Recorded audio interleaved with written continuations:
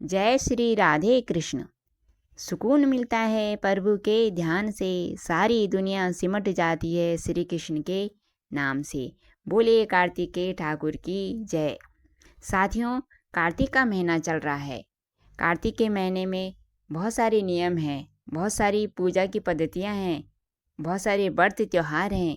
अगर हम कार्तिक के महीने में जो बीत गए हैं उनमें कोई नियम ना कर पाए हों, प्रातः काल का स्नान ना कर पाए हों, भगवान की पूजा अर्चना ना कर पाए हों, कोई दान आदि ना कर पाए हों, तो कार्तिक के जो ये 5 के दिन हैं आखिरी के, उनमें 5 दिन कर ले तो उसे भी कार्तिक के पूरे महीने का लाभ मिल जाता है। ये स्वयं भगवान श्री कृष्ण ने भीष्म पितामह को वचन दिया है कि जो 5 दिनों में मेरी पूजा करेगा, तुम्हें जलदान देगा, तुम्हारी पूजा करेगा, तो उसको भी मैं पूरे कार्तिक के महीने का फल दे दूंगा और अंत में उसे वैकुंठ की प्राप्ति भी कराऊंगा। तो ये जो 5 दिन हैं आखिर के, वो भीष्म पंचक के नाम से जाने जाते हैं। तो आइए सुनते हैं भीष्म पंचक की कथा। एक समय राजा परीक्षित ने महात्मा व्यास जी से पूछा, हे भगवान, हमें कार्तिक मास की कथा सुनाई आपने। उसमें से भी एकादशी से लेकर पूर्णिमा तिथि तक आखिर के जो 5 दिन हैं उसको भीष्म पंचक के नाम से जाना जाता है। इस संबंध में हम जानना चाहते हैं कि इन 5 दिनों के व्रत करने वाले को क्या लाभ मिलता है और इसको भीष्म पंचक के नाम से क्यों जाना जाता है। तब महात्मा व्यास जी ने कहा, हे परीक्षित सुनो। कुछ समय पहले काशीपुरी में बहुत ही निर्धन नामक एक ब्राह्मण रहता था। उसका नाम था सोमेश्वर। वो बहुत ही निर्धन ब्राह्मण था, बहुत ही दुबला पतला ब्राह्मण था। उसके पास कुछ भी नहीं था, परंतु वह भगवान विष्णु का भक्त था। कार्तिक मास में वह रोज गंगा स्नान के लिए जाता और भगवान विष्णु की पूजा करता। एक दिन वह बीमार पड़ गया और वो स्नान करने के लिए गया, फिर भी जैसे तैसे गया और गंगा के किनारे बैठा, सोच रहा था कि कैसे स्नान करूं। फिर धीरे धीरे करके उसने हिम्मत जुटाई और गंगा जी में स्नान किया।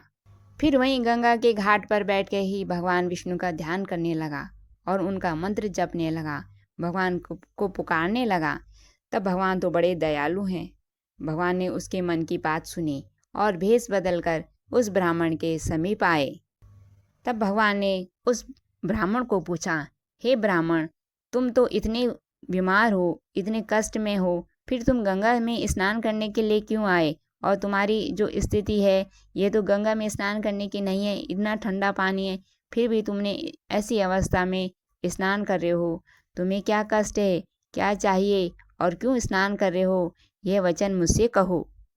तब उस ब्राह्मण ने कहा, वो तो नहीं जानता था नहीं कि भगवान है, लेकिन फिर भी उसने बोला, हे प्रभु, मैं बहुत गरीब ब्राह्मण हूँ, इसी से लोक में अपमानित होता रहता हूँ।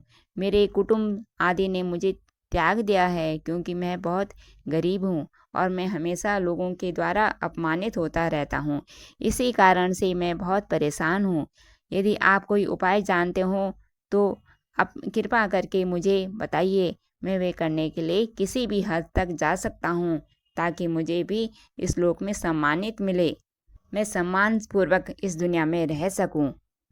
ब्राह्मण के ऐसे वचन सुनकर भगवान थे जो ब्राह्मण रूप बदल कर आ रखे थे, तो उन्होंने कहा, हे ब्राह्मण सुनो, कार्तिक का महीना चल रहा है और इसमें भी शुक्ल पक्ष की एकादशी से लेकर पूर्णिमा तिथि तक ये जो 5 दिन है इसको भीष्म पंचक के नाम से जाना जाता है।